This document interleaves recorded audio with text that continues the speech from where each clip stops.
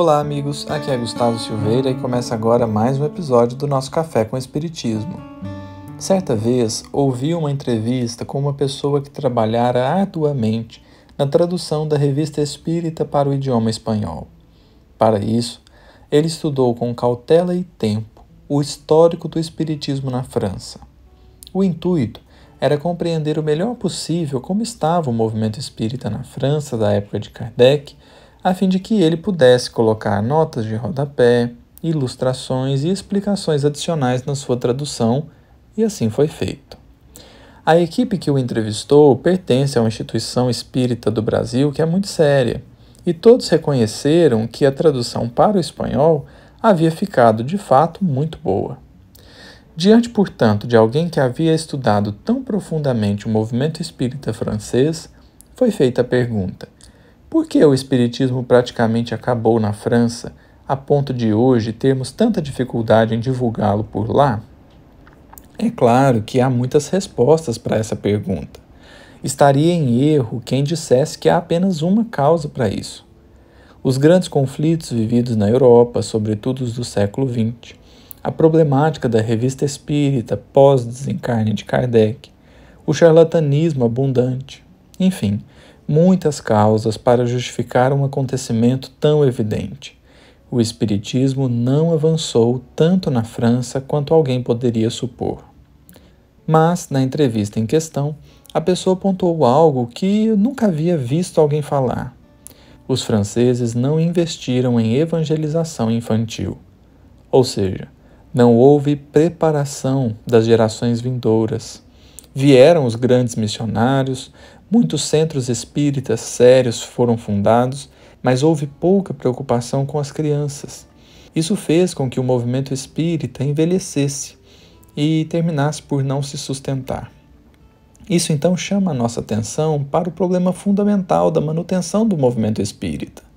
É preciso trazer a colaboração daqueles que estão iniciando a sua jornada terrena.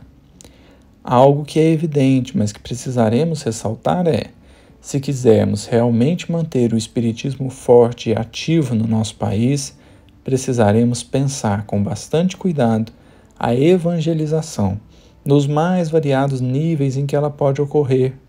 Não só a evangelização infantil, mas igualmente a evangelização de bebês, a evangelização no ventre, na pré-concepção e, claro, a mocidade e o envolvimento dos jovens. Falamos mais da evangelização de crianças e até de pré-concepção porque não podemos ignorar dois aspectos muitíssimo importantes. O primeiro é que a criança é um espírito que existe antes da encarnação. Iniciar esse processo de evangelização antes mesmo da concepção é um exercício também para os pais, de afinar o reencarnante com o Evangelho, com a mensagem espírita e com eles mesmos. E o segundo ponto é que a fase infantil é a melhor fase para que possamos nutrir valores novos ou fortalecer bons valores que aquele espírito já traga em si mesmo. Tentar trazer o jovem para a casa espírita é importante, mas se esse jovem foi uma criança que frequentou a evangelização, então, ainda que na adolescência ele acabe se afastando, mais tarde ele fará um movimento de retorno à casa espírita e não de ida. Retornar é mais fácil do que ir pela primeira vez.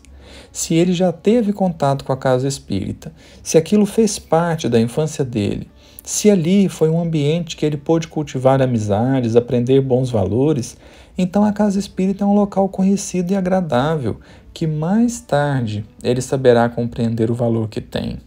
Mas, se falamos de um jovem ou mesmo de um adulto que nunca frequentou uma casa espírita, provavelmente ele terá de vencer o preconceito para poder conhecer o espiritismo e, não raro, apenas buscará a doutrina quando já estiver passando por um momento difícil na sua vida. Portanto, compreendemos que formar novos trabalhadores espíritas, conscientes do que seja a doutrina espírita, conscientes de que o maior propósito da vida é fazer o bem ao próximo, é tarefa que inicia antes mesmo da concepção, pode ser fortalecida no período de gestação e deve ser intensificada tanto quanto possível na primeira infância. Não que o Espiritismo seja proselitista, de modo algum. Todavia, se entendemos que a doutrina nos faz bem, que é um caminho recheado sim de desafios, mas também de muitas bênçãos, então faz sentido que busquemos levá-la aos corações amigos e aos nossos irmãos em humanidade. O Espiritismo não precisa de nós para permanecer vivo na Terra, é fato. Mas nós precisamos do trabalho espírita para que saibamos permanecer vivos em espírito, certos da vida abundante que somos portadores. Dizemos tudo isso porque a mensagem de hoje do livro Mediunidade e Sintonia é intitulada Ceareiros Futuros. Encerraremos com a leitura, fazendo nossas as palavras de Emmanuel. Assunto inevitável na lavoura do bem, a preparação de ceareiros futuros. Referimos-nos frequentemente à limpeza dos princípios que abraçamos e à elevação em que nos cabe conservá-los. Preocupação, aliás, das mais justas. Indispensável, porém, cogitar da formação daqueles que se nos farão continuadores nos círculos de serviço. De que modo laurear profissionais dignos e competentes nos estabelecimentos de ensino superior sem a escola funcionando na base da cultura? Nas atividades espirituais, há que se conservar igualmente o clima de sequência, se quisermos obter colaboradores corretos e eficientes. Diante de companheiros imaturos, no que tange a discernimento, tanta vez mergulhados em nebulosas conceituações ao redor dos temas da alma, é forçoso se nos concretize com mais veemência a cooperação espontânea em favor deles, para que a nova revelação venha a possuir amanhã cooperadores à altura do trabalho que ela própria nos descortina.